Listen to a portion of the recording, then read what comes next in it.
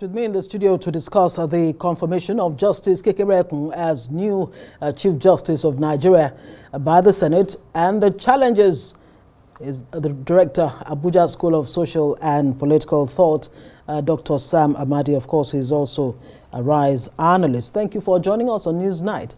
Thank you. Well, interesting developments. First off, let's talk about the confirmation procedure of Justice Kekere-Ekun. Did it, in your thinking, face the required rigor that's expected for the CJN? Of course, no. And this is not just about the CJN, about even the way we confirm ministers. I had in 2007 or thereabout written to the then Senate President, asking that first that they should ask presidents to attach portfolio to nominees, right, and go into committees that are responsible for each, like Judiciary Committee, where you have more rigorous analysis. For example, confirming the Chief Justice of Nigeria is the third highest position in this country and the head of an independent branch of government. So you required some kind of questions that touch upon her, about her legal history, her jurisprudence. You watch how they confirm U.S., even associate judge justices, not the Chief Justice. Rigor, they play back old things, ask questions. The ideological leanings and where is good. all For example, there are many that. issues in this country now, electoral issues. I mean, every judge would have had 2 or 3 controversial cases. They will ask you. They'll ask her about Imo case where she read. She will make a case for the approach you use. So that's the point. The point is that you're not trying to dismiss her. Oftentimes they are going to be confirmed. I mean, she has got illustrious legal career in the Nigerian sense.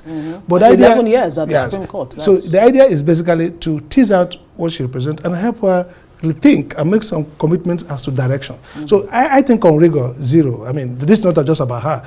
I mean, look at the questions from the bar, questions like throwing sweet to the child, are you sure this is... of course, we're going to go to... Now, speaking of questions, I mean, you heard that question from the President of the Senate, Godswill Akpabio, where he talked about lawyers discussing pending cases. I think I will pardon him, but he's a lawyer. I wanted to say ignorance, but he knows. Look, there's this wrong thinking that there's anything contemptuous discussing cases in court. I don't know where they read that book from. The Lord then himself says, discussing cases before the court is nothing contemptuous. A judge is trained. The craft of judicial craft is basically about the capacity to overlook what's happening in the larger context. Right. You watch every day in the U.S. top cases. Analysts have the opinion, frame, this case is, in fact, they start attacking justices of the justices in the case. Sometimes they say it's appointed by X, has this loyalty. That's not their business. I'm worried about why public officials' first instinct is to clamp down on speech. Right. Of everything wrong with the judiciary, with practice in Nigeria, what concerns the Senate President is how to punish people who are saying this case is on this case. It's a right of legal scholars and legal practitioners to do 2 things. They can discuss. See, you can't discuss the cases in a manner that you are constraining the judges. But if you discuss the cases before or after judgment, it's within fair speech and it's not contemptuous. Yeah. Okay, now let's talk about some of the points she's made. She says it's going to be zero tolerance for corruption under my watch. Can she rescue the judiciary on that score? She can if she's really committed to it. What would she need to achieve that? I think first she should just tell herself like this court is corrupt. We've heard it as a senior lawyer. I've said that. I mean, the judge will say, "Oh, why say so?" But that's the truth. Facts, anecdote, proven evidence. Even the NJC's proceeding, trial of judges and lawyers, and sanctions tell a story of very clear corruption. And even the report by NBS and UN. Judiciary is number 2? Number 1, actually. Actually, overtook the police. Number 1. They took the over. One, so it's a corrupt institution. So she can save it if she first admits to herself the reality. And the collective culpability of all of us who are judges and lawyers. Of course, not everybody is corrupt. The second thing she has to do really is to be clear in her mind what she wants to her legacy. Is it a legacy of the court colluding with those in authority to suppress the people? to look for people like us who are saying the truth and try to fight us. Or is it a legacy of clean the court? Oftentimes they say it takes cleaning the organs. Exactly. People say it takes a Nixon to go to China. Right. It takes an insider like her who has gone through the mindset process, probably to clean the institution that she is. Nobody can accuse her of being an outsider. So I think she can do that, but she has to come to realism and forget this Nigerian nonsense of attacking the messenger. She also promises to insulate the judiciary from external influences, while emphasizing that she will advocate for better welfare. I recall President Tinubu has just increased by about 300%.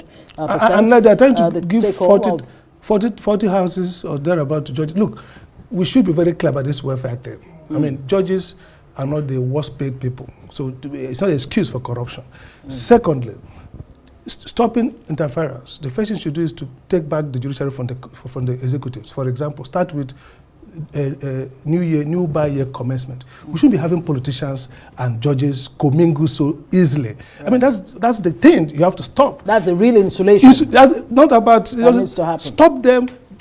Politicians should be far away, even when you belong to the. I mean, imagine what the former Chief Justice tell at the dinner with weekends and weekend others as governor. They say, "Oh, you made the right choice to go with this." Judges themselves, like Caesar's wife, should be above board. Totally above board. And should also, to be above board, they have to restrain where you move. So the idea that every commencement, what concerns the FCT minister, the governor, the president, with commencement of by year, judges and lawyers should be only people participating in that ceremony. Very quickly, she also talked about strengthening institutions, especially electoral institutions, to reduce the tendency to, contest election results. We're just coming out of the Edo elections. How do you think things will play out on that score? I think what she can do, she can give practice direction. And it's very clear. She talked about conflicting judges. Nothing's wrong with judges taking different views at the lower level. That's fine. People, different judicial outcomes at the High Court is not conflicting judgment. But the Court of Appeal and the Supreme Court will have to follow precedent. But again, she can issue a broad judicial direction to judges. For example, election cases. If Beavers is clear that the number of votes is more than Beavers, cancel. Straight up. That's the kind of thing she do. No mercy. So she has a room now to control contestation. But she has to do it in principled and in pursuit of justice, not to aid people in government. When the politicians talk about conflict judgment, it's because they go and sometimes buy fake results, and when they not cancel it, they say, oh, Justice X in High Court that has been procured said this before. No, she can sit down and say, look, practice direction. In election cases, when this and that happen, the judicial outcome should be this, because it's clear in the law. I think should be predictable and absolutely. Right. Dr. Sam Amadi, thank you very much for joining us on Newsnight, and we wish the new CJN the very best.